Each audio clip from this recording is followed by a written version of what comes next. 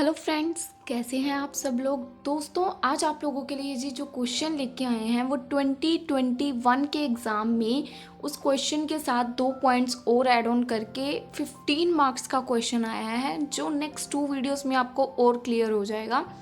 First point में इस question में पूछा गया था, जो 15 मार्क्स में आया है, कि expenditure on family planning amongst employees, इसके ऊपर आपको एक्सप्लेन करना था अकॉर्डिंग टू 5 मार्क्स। तो फैमिली प्लानिंग के जो एक्सपेंडिचर हैं अंडर दी हेड पीजीबीपी, ठीक है, प्रॉफिट एंड गेन्स जो आपका चैप्टर है, उस चैप्टर का ये क्वेश्चन है और ये क्वेश्चन यूनिट 2 में पेपर में पूछा गया था। तो बच्चे काफ़ी कंफ्यूज थे, इसके अंदर एक्सप्लेनेशन क्या देनी है, कैसे एक्सप्लेन करना है। सो आज की ये वीडियो इसी क्वेश्चन को इजी वे में आपको समझाने के ऊपर रहेगी। सो अगर आज आप हमारे चैनल पर पहली बार विजिट कर रहे हैं, सो प्लीज़ ट्राई कि आप सब्सक्राइब कर दें चैनल को, बेल आइकन को ऑन कर लें, और आफ्टर वॉचिंग दिस वीडियो अगर आपको ये वीडियो अच्छी लगे तो इसको अपने फ्रेंड्स के साथ शेयर करना मत भूलिएगा। दोस्तों, इस क्वेश्चन के रिलेटेड जो अगले 2 पार्ट्स हैं 2021 में ही दोनों आए हैं, मतलब 3 पार्ट्स आए हैं क्वेश्चन के, तीनों को कंबाइन करके 15 मार्क्स का क्वेश्चन बना है, तीनों ही 5-5 मार्क्स के। ठीक है, फर्स्ट पॉइंट ये है जो आज की वीडियो में हम कवर करेंगे। आगे वाले 2 पार्ट्स भी वीडियो में जल्दी ही कवर करने वाली हूँ, सो चैनल पर एक्टिव रहिएगा। जब भी वीडियोस अपलोड होंगी after this day by day continue करने की कोशिश कर रही हूँ, सो आपको जल्दी ही सारी वीडियोस मिल जाएंगी। So first of all question तो हमने देख लिया कि हमारा ये है कि फैमिली प्लानिंग पे एक्सपेंडिचर्स क्या हैं। पहले आपको पता है कि फैमिली प्लानिंग के ऊपर फ्रेंड्स हम लोगों को जी एक डिडक्शन भी मिलती है। हम लोगों को फैमिली प्लानिंग के ऊपर डिडक्शन भी मिलती है। तो डिडक्शन किन लोगों को मिलती है जी? डिडक्शन किन पर्सन्स को मिलती है?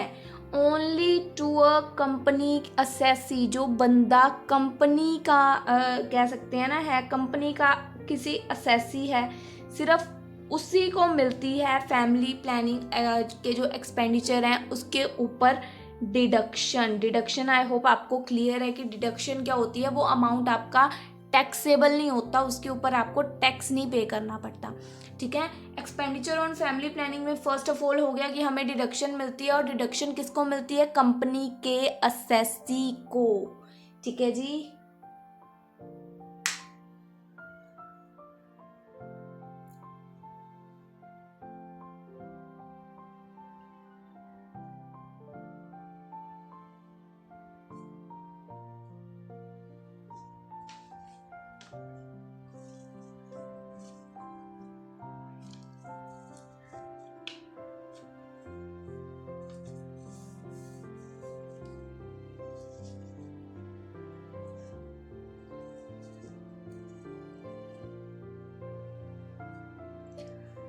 अब उसके बाद फ्रेंड्स आप लोग मेरे नोट्स देख सकते हो, उसमें मैंने क्या लिखा हुआ है। फर्स्टली क्वेश्चन है 2021 में आया है, ठीक है। This deduction is allowed only to company assessee, company के सिर्फ असेसी को ये अलाउड होती है, किसी बाकी अदर देन पर्सन को नहीं। ठीक है। Any expenditure of revenue nature, कोई भी ऐसा खर्चा जो रेवेन्यू के नेचर का है, bonafide incurred by a company. देखो, रेवेन्यू के नेचर का है ना, फैमिली प्लानिंग के ऊपर खर्चा किया, असेसी को क्या हुआ? ये बेनिफिट हुआ, फैमिली प्लानिंग पे उसको एक तरह से अलाउंस या पर्क रिसीव हुई। पर ये दूसरे तरीके से देखे, कंपनी के तरीके से देखे तो ये एक्सपेंडिचर हुआ। तो any expenditure of revenue nature bonafide incurred by a company, जो कि कंपनी ने एक्सपेंस किया हमारी फैमिली के लिए, for the purpose of family planning among its employees, family planning के लिए, अपने एम्प्लॉयज़ की फैमिली प्लानिंग के लिए, will be allowed as deduction. तो उसको डिडक्शन मिली। मैंने बोला ये सिर्फ किसके लिए होता है? कंपनी के असेसी के लिए, क्योंकि एक कंपनी का ओनर अपने एम्प्लॉय को फैमिली प्लानिंग के कह सकते हैं एक तरह से बेनिफिट्स प्रोवाइड करता है, जिसकी वजह से उसको डिडक्शन मिलती है उसके ऊपर। ठीक है जी। सो ये डिडक्शन मिल जाती है कंपनी बिजनेस इनकम के अंडर। Where the expenditure is of capital nature, चाहे वो एक्सपेंडिचर कैपिटल नेचर का है या नहीं है, उसके ऊपर दोस्तों उसको डिडक्शन मिल जाती है। अब इस क्वेश्चन में एक चीज़ और है, जैसे ना एक कंपनी ने ना अमाउंट सिलेक्ट कर लिया, भाई हमने ना इस बंदे को 50,000 की फैमिली प्लानिंग देनी है पूरे साल में। फैमिली प्लानिंग का जो हमने इसको बेनिफिट देना है, इस अपने एम्प्लॉय को 50,000 का देना है पूरे साल में। अब क्या कंपनी में होता है कि भाई वो इसी 50,000 को फर्स्टली आपको उसका 1/5 पार्ट देंगे। 50,000 का 5th पार्ट क्या हो जाएगा, 10,000 नियर बाय।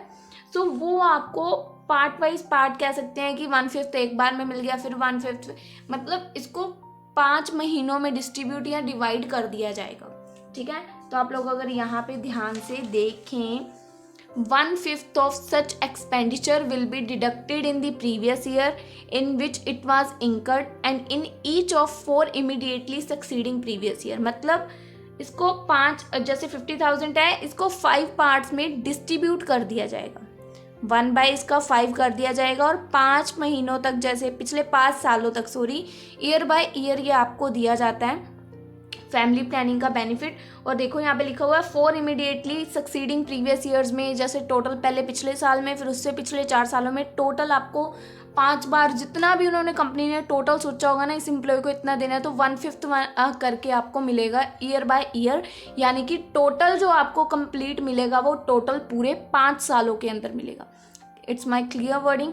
ठीक है, 5 सालों के अंदर आपको ये पूरा मिल जाएगा जितना भी आपको फैमिली प्लानिंग का एक्सपेंडिचर है। अब बात आती है कि ये टैक्सेबल होएगा। पहली बात हमने स्टार्टिंग में ही देखी कि इसकी डिडक्शन मिल जाती है, तो ये टैक्सेबल नहीं होएगा अगर तो वो बंदा कंपनी का एम्प्लॉय यानी कंपनी का असेसी है।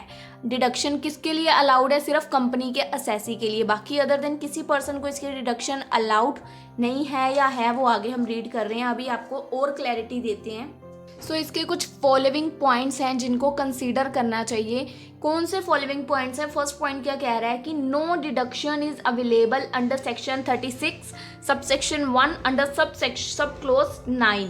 सो in the case of non corporate assessee, पहली बात मैंने क्या बोला, कंपनी का असेसी होगा तभी उसको मिलेगी डिडक्शन। तो यहाँ पे क्या लिखा है, उस बंदे को deduction, no deduction is available अगर बंदा नॉन कॉर्पोरेट यानी कि कंपनी का असेसी नहीं है। यहाँ पे थोड़ा सा लिखा हुआ है लैंग्वेज, क्योंकि आपको पता है वर्डिंग हो जाती है, बट सिंपल भाषा क्या है कि अगर बंदा कंपनी नॉन कॉर्पोरेट कंपनी का असेसी नहीं है तो उसको कोई डिडक्शन उसके लिए अवेलेबल नहीं है। नॉन कॉर्पोरेट असेसी जो है, मतलब जो बंदा कंपनी का एम्प्लॉय नहीं है, वो इस डिडक्शन को क्लेम कैसे कर सकता है? मैं claim deduction under section 32 and section 37 subsection 1 if the relevant conditions, उसकी कुछ कंडीशंस होंगी। अगर बंदा कंपनी का असेसी नहीं है और वो इस डिडक्शन को लेना चाहता है तो उसके लिए उसको कुछ अंडर सेक्शन 32 और सेक्शन 37 के अंदर कुछ जो कंडीशंस हैं उनको सेटिस्फाई करना पड़ेगा। I hope it's clear. Family planning के जो खर्चे हैं उसमें डिडक्शन अगर कंपनी का एम्प्लॉय नहीं है उसको नहीं मिलेगी, और अगर नहीं नॉन एम्प्लॉयज डिडक्शन को लेना चाहता है तो वो कुछ कंडीशंस को सेटिस्फाई करेगा। नेक्स्ट पॉइंट क्या लिखा है, any family planning expenditure which is not allowed as deduction. Any family planning का एक्सपेंडिचर, फैमिली प्लानिंग का कोई भी एक्सपेंडिचर ऐसा जो डिडक्शन के लिए अलाउड नहीं है, due to inadequacy of profit shall be set off and carry forward as if it is unabsorbed depreciation। कह रहे हैं जो फैमिली प्लानिंग का हमारा खर्चा है, ठीक है, हमें कंपनी की तरफ से मिल गया पर उसके ऊपर हमें डिडक्शन नहीं मिल रही, उसके ऊपर हमें टैक्स पे करना पड़ रहा है due to inadequacy of profit, just as a उसको कह सकते हैं कि प्रॉफिट लेके चल रहे हैं।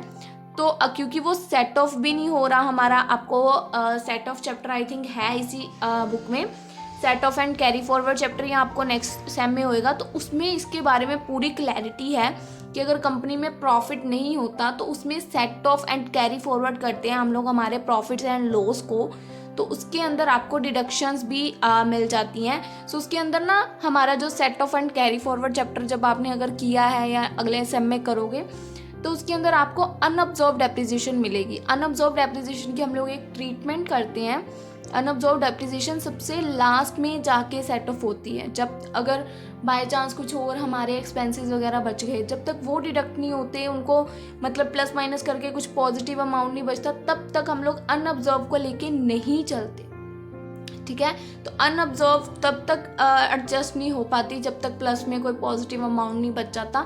तो कह रहे हैं कि इसको भी हम लोग उसी तरह ट्रीट कर रहे हैं। सो इसके ऊपर हो सकता है क्योंकि इसको प्रॉफिट माना जा रहा है तो इसकी वजह से इसके ऊपर डिडक्शन अलाउड ना हो। ठीक है। तो ये कुछ पॉइंट्स हैं जिनको ध्यान में रखना ज़रूरी है, पर ज़रूरी नहीं है कि हर बार ये अप्लाई होंगे, ठीक है। फर्स्ट तो आपको क्लियर है, सेकंड में हो सकता है थोड़ा सा आपको डाउट आ रहा हो, तो जब आप अनअब्जॉर्ब डेप्रिसिएशन का पॉइंट करोगे काफ़ी हद तक क्लियर हो जाएगा। सो एक बार सर्च करना गूगल पे जाके कि अनअब्जॉर्ब डेप्रिसिएशन कैसे होती है, तो आपको शायद कुछ क्लैरिफिकेशन मिल जाए। वैसे मैंने कोशिश की है क्लियर करने की। So all about today's video. I hope friends आप लोगों को मेरी वीडियो अच्छी लगी होगी। अगर अभी भी कुछ डाउट मेरी तरफ से पेंडिंग रह गया है तो आप लोग मुझे इंस्टाग्राम, टेलीग्राम में मैसेज कर सकते हैं। नीचे डिस्क्रिप्शन में आपको दोनों का लिंक मिल जाएगा। और अगर आपको इस क्वेश्चन से रिलेटेड कुछ भी और इन्फॉर्मेशन, जैसे कि आप लोग कंफर्टेबल नहीं है टेलीग्राम और इंस्टाग्राम पे, तो comment section is open for you. Reviews देने हैं, कुछ इम्प्रूवमेंट्स चाहते हो वीडियोस में, तो प्लीज़ बताना ज़रूर। कोशिश रहेगी ज़्यादा से ज़्यादा आपके कमेंट्स के अकॉर्डिंग वीडियोस को मॉडिफाई करें हम लोग। सो मिलते हैं आप लोगों को हमारे इसी क्वेश्चन 2021 के ही इसी क्वेश्चन के नेक्स्ट 2 पार्ट्स में, क्योंकि इसके टोटल 3 पार्ट्स हैं, तो next 2 are coming soon. So channel को सब्सक्राइब करना मत भूलिएगा। जल्दी ही मिलते हैं आपको हमारी नेक्स्ट वीडियो में।